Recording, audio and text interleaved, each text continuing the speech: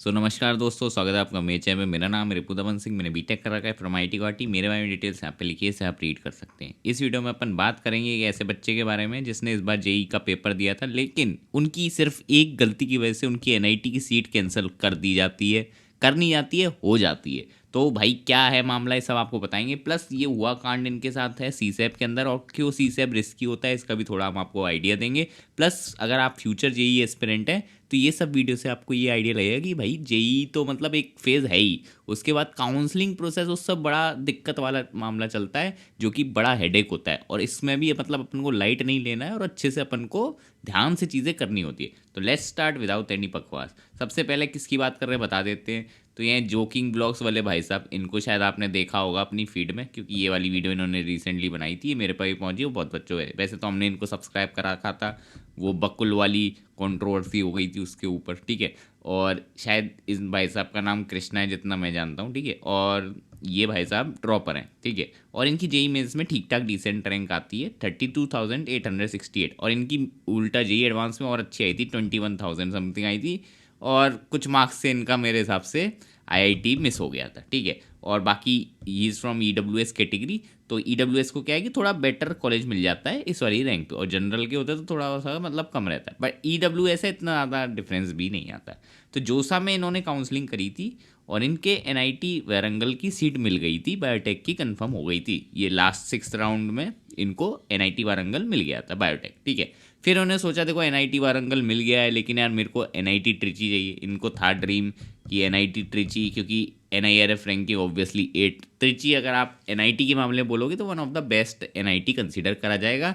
और NIRF वगैरह में तो भाई टॉप नॉच है, ठीक है। IIT इसको टक्कर दे देता है, ठीक है। तो इन्होंने बोला कि भैया अपन तो बैठ लेंगे और हमें एनआईटी ट्रिची मोस्ट प्रोबेबली मिल जाएगा, क्योंकि प्रोबेबिलिटी बहुत ज़्यादा थी इसमें, कोई ना कोई ब्रांच तो मिल रही थी। प्लस कॉलेज अच्छा है, ठीक है। बाकी कंटेंट क्रिएशन करते ही हैं, हो सकता है वहाँ के ट्रिची वगैरह का ब्लॉग्स ही बना लेंगे, ठीक है। तो इन्होंने सोचा क्यों ना मैं सीसैप राउंड में बैठ जाता हूँ और सीसैप में मुझे बेटर सीट मिल जाएगी, एनआईटी वारंगल से अपग्रेड होकर ट्रिची हो जाएगा, ठीक है। तो सीसैप क्या होता है पहले जान लेते हैं। सीसैप कुछ नहीं है, सीसैप जोसा की जैसी होता है। जो सीट्स जोसा में खाली रह गई यानी वेकेंट रह गई, वो सीसैप के राउंड में फिल करी जा सकती है, ठीक है। तो CSAB is like a spot round for NITs, triple ITs, GFTA, ठीक है। अब इतना सा शॉर्ट वर्ड में बोल दिया, इतना समझ लो, ठीक है। तो क्या था, इनको लो रैंक पे एनआईटीज मिल जाती हैं सीसैप के अंदर। अगर आप देखोगे कट ऑफ सबसे ज़्यादा लोएस्ट सीसैप का ही रहता है, ठीक है। बट एक रिस्क होता है। रिस्क क्या होता है मैं आपको बता दूं।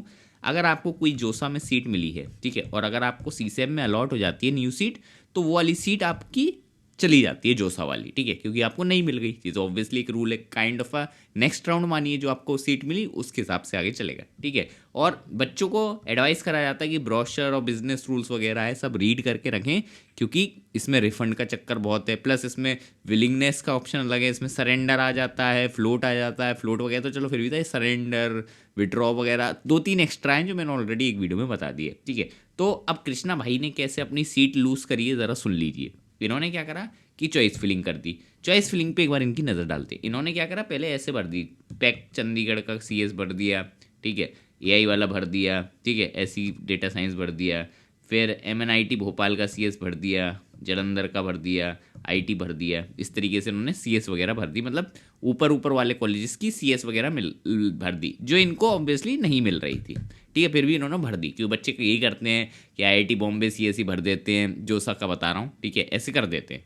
उसके बाद क्या हुआ, इन्होंने अपनी बाद में जब CSE हो गया उसके बाद अपनी मेन चॉइसेस भरनी शुरू करी, जो इनको मिल सकती थी हाई प्रोबेबिलिटी वाला। अब क्या हुआ मैं आपको दिखाता हूँ। ये जब CSE भर रहे थे तो इनसे एक गलती ये हो गई, गलती से ये कुछ और डाल रहे होंगे, ठीक है। इन भाई साहब ने NIT गोवा में CS की जगह CS भी डाल रहे थे कि नहीं ये भी नहीं पता, गलती से मैकेनिकल डाल दी। मैकेनिकल सही सुना। और किस चॉइस पे डाला है इन्होंने, 15वें चॉइस पे इन्होंने NIT गोवा की मैकेनिकल भर दी। और फिर उन्होंने देखो CS ये ट्रिपल IT, ये सॉरी NIT सूरत, ये देखो CS सब AICS वगैरह ही भरा है, ठीक है। अब NIT गोवा आ गया 15वीं पोजीशन में, जो कि one of the top priority हो गई। अब क्या हुआ, CSAP का रिजल्ट आता है और इन भाई साहब को CSAP में क्या मिल जाता है, NIT गोवा के अंदर मैकेनिकल अलॉट हो जाता है। अगर आप ओपनिंग रैंक देखोगे तो इन भाई साहब की ही रैंक है 32,868, इन्हीं की रैंक है। EWS कैटेगरी तो लगी ही नहीं, उसके बिना ही इनको गोवा का मैकेनिकल मिल जाता है विदाउट यूजिंग रिजर्वेशन। ठीक है, सिंस NIT गोवा नया NIT है तो इसका कट ऑफ थोड़ा लो साइड पे रहता है, ये रहता है। ठीक है, तो वो अलॉट हो गया।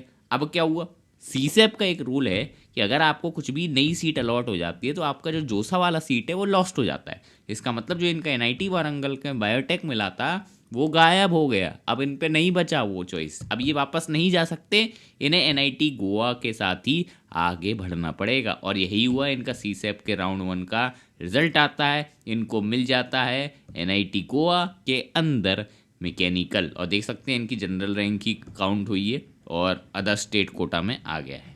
अब क्या है दिक्कत, ये अगर फ्लोट भी करते हैं तो कोई फ़ायदा नहीं है, क्योंकि फ्लोट वगैरह कर सकते हो ना, लेकिन ऊपर CSE भरी है जो इनको मिल नहीं सकती क्योंकि इनका रैंक थोड़ा पीछे है। ठीक है, CSE नहीं मिलेगा उन कॉलेजेस में। ठीक है, तो अब फ्लोट नहीं कर सकते, सरेंडर करेंगे तो भी फंसेंगे इधर ही, इनको कुछ मिल ही नहीं सकता था।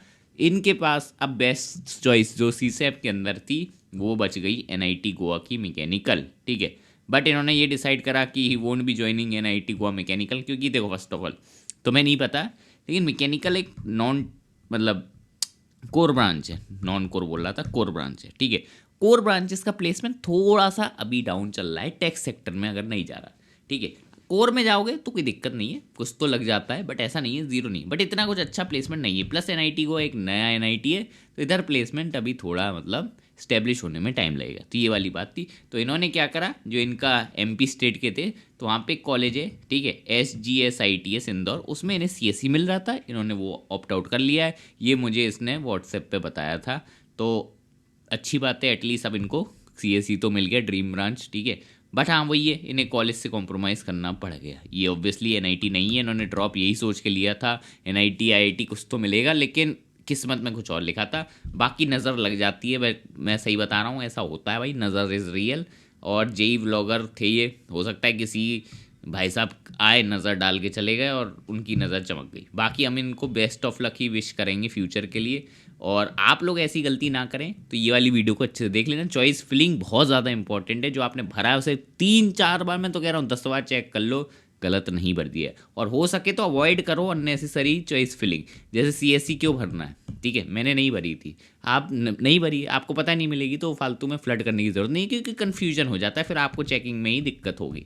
बाकी हाँ, अगर आपको भरना है तो भरने में कोई दिक्कत नहीं। बाकी जेई से भी ज़्यादा डेंजरस हो जाती है ऐसी सिली मिस्टेक्स, तो याद रख लेना। बाकी जो बच्चे हमारी तैयारी कर रहे हैं आगे जेई 2026 की, वो हमारी 1-to-1 मेंटरशिप ज्वाइन कर सकते हैं।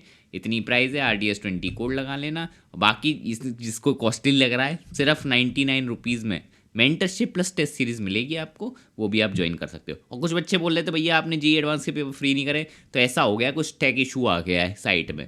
ठीक है, और हम आपको पता ही है, हम साइट का टेक्स्ट इशू अब मैं तो नहीं सॉल्व करूँगा, हमने उस टीम को बोल दिया है, सपोर्ट वाली टीम को, वो उस पर काम कर रहे हैं, तो वो धीरे धीरे हो जाएगा यार, उसकी टेंशन मत लो। बाकी मिलते हैं आपको नेक्स्ट वीडियो में, सब्सक्राइब कर लेना, बाय बाय।